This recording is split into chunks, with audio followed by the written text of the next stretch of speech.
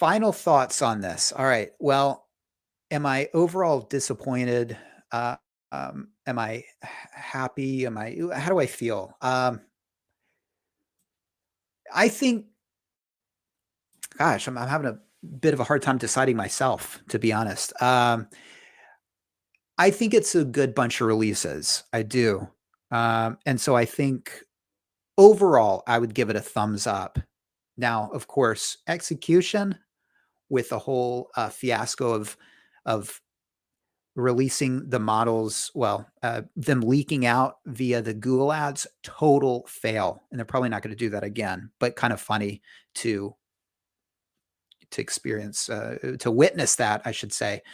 Uh, by far, I would say the most impressive thing for me is the Daytona. Okay, I think that's the Daytona. The improved Daytona is better in every way.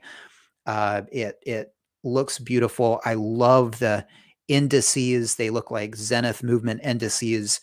A big improvement. I love the thinner bezel.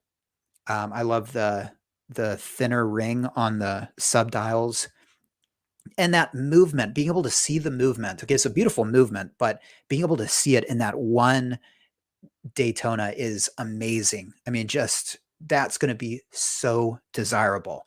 And it makes you wonder about the current Platona. Are the prices going to go down on those? Are they're not going to go below retail, I don't think, but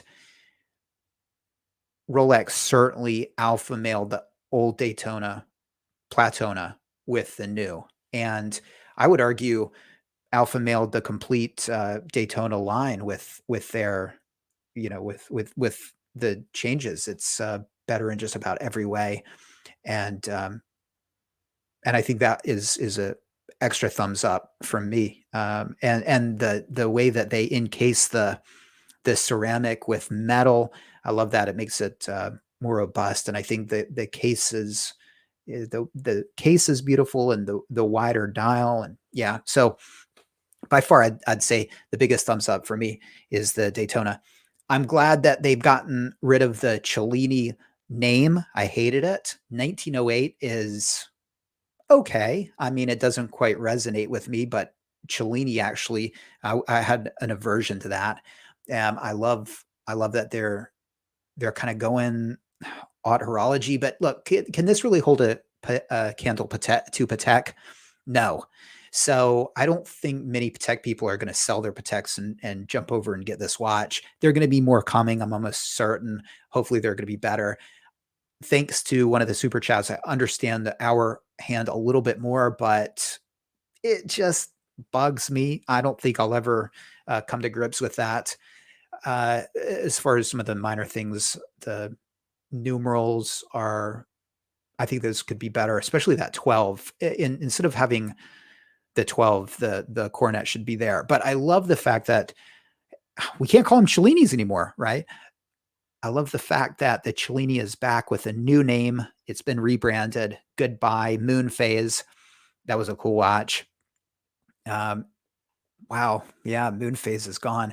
I think the Yachtmaster is beautiful. And I think it really gives the sub, a run for its money. A little too much, if you ask my opinion. I feel like it's encroaching into sub territory a little too much for my liking, but yeah, I get it.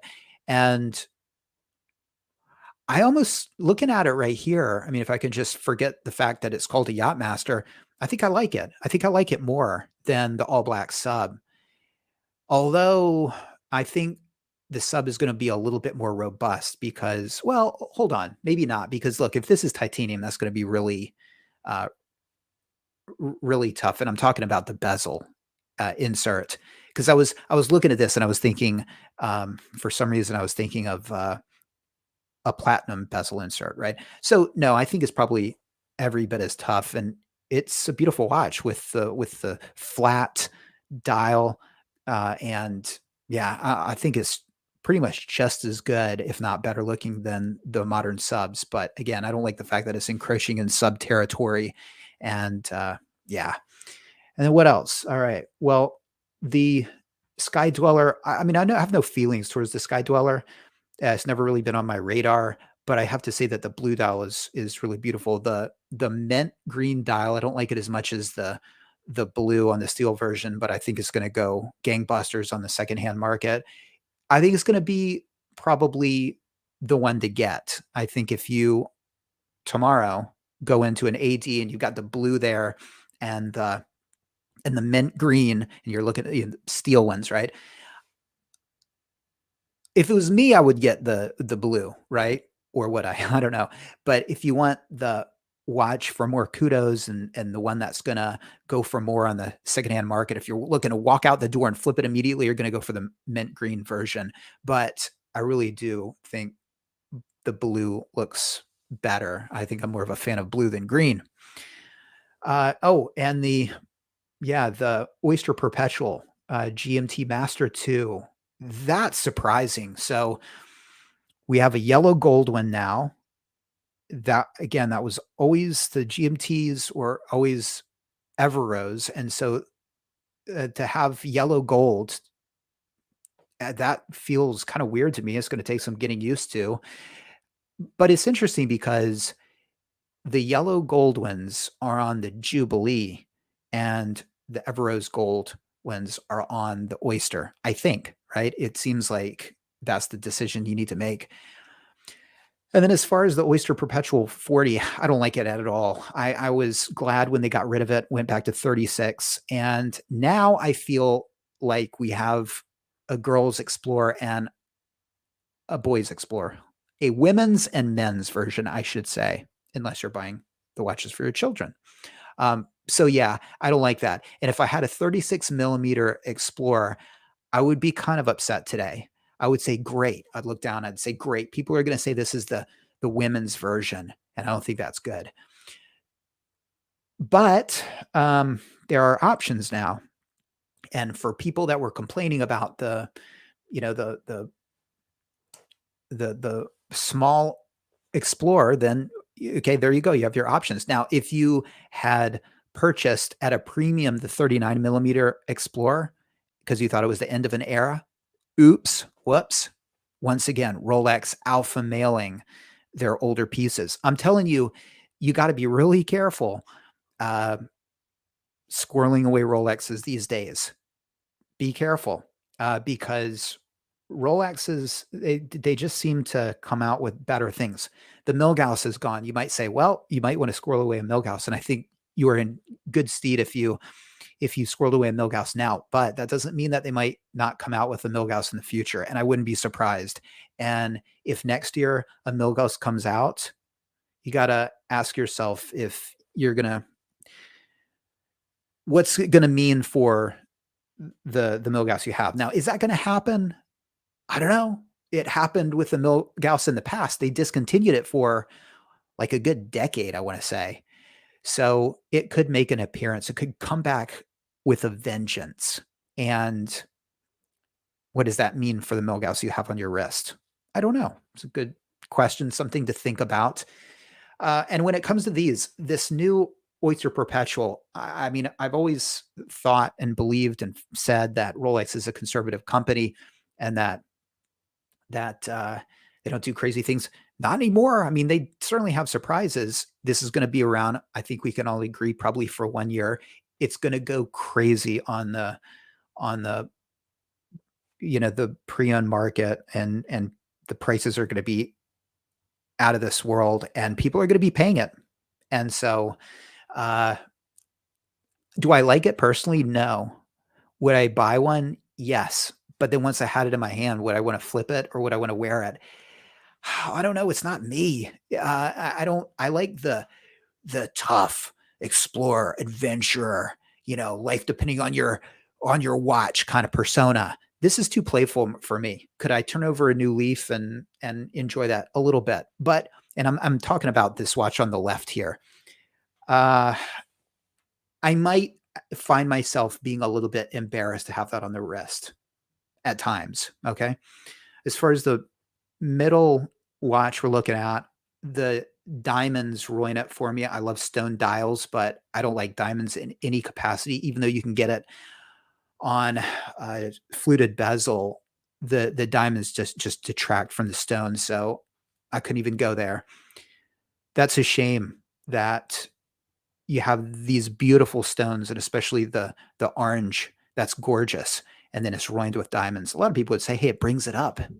Not for me. Makes it more effeminate. So I don't like that so much. So this is the last you'll ever hear me talk about uh, these these stone dial day dates. They'll be off my radar pretty much from henceforth. And then the one on the right, again, Rolex as a conservative company, they're challenging that identity, and good for them. They challenged it a couple ways. The display case back being one example of that. But this is really, is it jumping the shark? I don't know. Is it a political statement? I mean, kind of. I mean, you can't prove it, right? It's just puzzle pieces and emotions and stuff. Is it a message of acceptance? Yes. And is that good? Well, acceptance is good. Yes. Do I need a product? Do I need to go out and spend tens of thousands for a product that embodies that? Yeah, I don't. I don't. Okay. I can get a rainbow t-shirt for much cheaper and I'm good. Right. As far as the love and the emojis, too much for me. I want function. I want to know the day and I want to know the date. And I get it. There are probably a handful of symbols, and you get the date and maybe the first of the month. It's a heart. And you eventually learn that. You look down and you see a heart, it's the first of the month or whatever. But ooh, yeah, I don't know.